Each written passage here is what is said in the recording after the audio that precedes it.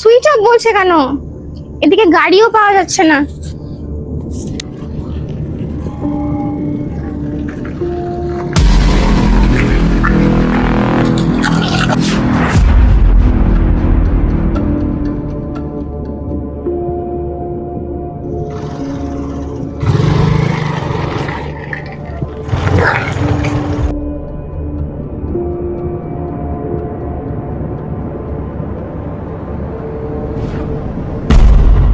তুমি এত রাত্রে এখানে দাঁড়িয়ে?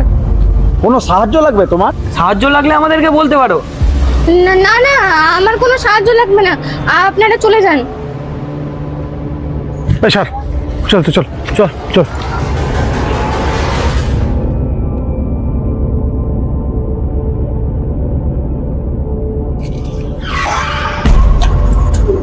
কি ব্যাপার, তুমি এত রাতে এখানে একা? কোনো হেল্প লাগবে? হেল্প? হ্যাঁ, না মানে আমি এক জায়গায় গেছিলাম, তো আমার দাদা নিতে আসার কথা ছিল, ফোন করেছিল, বেরিয়ে গেছে বললো। এখন ফোন করছি তো সুইচ অফ বলছে, অনেকক্ষণ ধরে দাঁড়িয়ে আছি এখানে। ও আচ্ছা আচ্ছা, তোমার বাড়িটা কোন দিকে? MP colony. MP colony? আমি তো ওই দিকেই যাচ্ছি। তুমি এক কাজ করো, তুমি আমার গাড়িতে উঠে এসো, আমি তোমাকে পৌঁছে দিচ্ছি। হ্যাঁ হ্যাঁ, চলুন চলুন।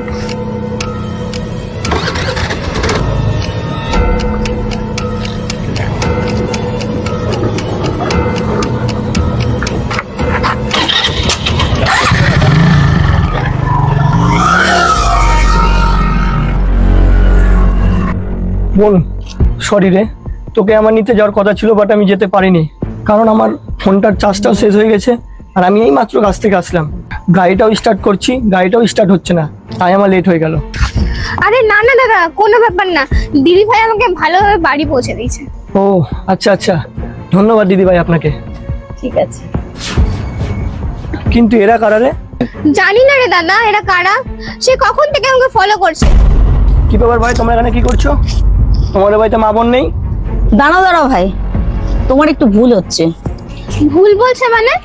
আমার দাদা তো ঠিকই বললো।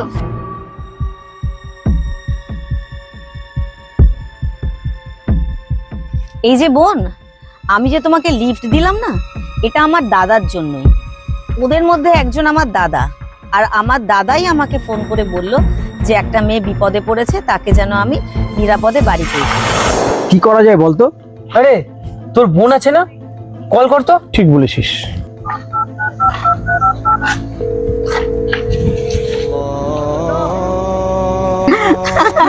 আজকে অনেক মজা হলো। এই দাঁড়া দাঁড়া, দাদা ফোন করেছে। হ্যাঁ দাদা বল।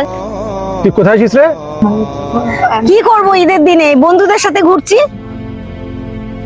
শোন, তোকে একটা হেল্প করতে হবে। একটা মেয়ে রাস্তার মধ্যে দাঁড়িয়ে আছে, বুঝলি, মনে হয় ও কোনো বিপদে পড়েছে, আর আমাদের দিকে ও খুব ভয় পাচ্ছে। তো তুই একটু আয় না, এসে ওকে একটু সমস্যাটা জিজ্ঞাসা করে ওর বাড়িতে একটু পৌঁছে দে না। ও আচ্ছা, কোথায় আছিস বল? কোন জায়গায়? আরে তালতলা মোড়টা আছে না, ওইখানে মেয়েটা আছে। আচ্ছা আচ্ছা, আমি আসছি, এক্ষুনি স্কুটি নিয়ে আসছি। হ্যাঁ হ্যাঁ ঠিক আছে, আয় আয় আয়। এই শোন, আমাকে না এক্ষুনি যেতে হবে, দাদা ডাকছে, আমি এক্ষুনি চলে আসবো, তোরা থাকবি কিন্তু। ঠিক আছে, যাবি তুই না? আয়, তো অপেক্ষা করবো। আসছি আমি। এবার বুঝলে তো, না এটা আমার দাদাই আমাকে ফোন করে বলেছে বলে আমি লিফট দিয়েছি।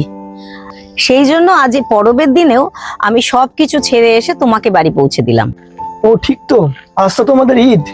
আমার বাড়িতে মাও আছে, বোনও আছে, আর সেই জন্য আমার বোনকে বলেছিলাম আপনি বোনকে পৌঁছে দিতে, বুঝেছেন? ও আচ্ছা, ধন্যবাদ আপনাদেরকে আমার বোনকে সুস্থভাবে বাড়িতে ফিরিয়ে দেওয়ার জন্য। আমাদের ভাই বোনের তরফ থেকে তোমাদের সকলকে ঈদ মোবারক। হ্যাঁ হ্যাঁ, ঈদ মুবারক। ঈদ মোবারক।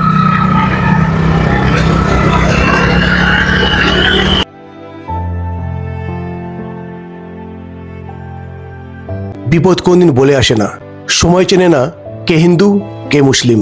তাই ধর্ম বিচার না করে সবারই উচিত সবার বিপদে এগিয়ে আসা। এই ভিডিওতে মুসলিম ছেলেগুলোর বাইরেটা কঠিন হলেও অন্তরটা বড়ই কোমল, তাই হিন্দু বোনটিকে নিজেদের বোন ভেবেই সাহায্যের হাত বাড়িয়ে দিল। সত্যি প্রশংসনীয়।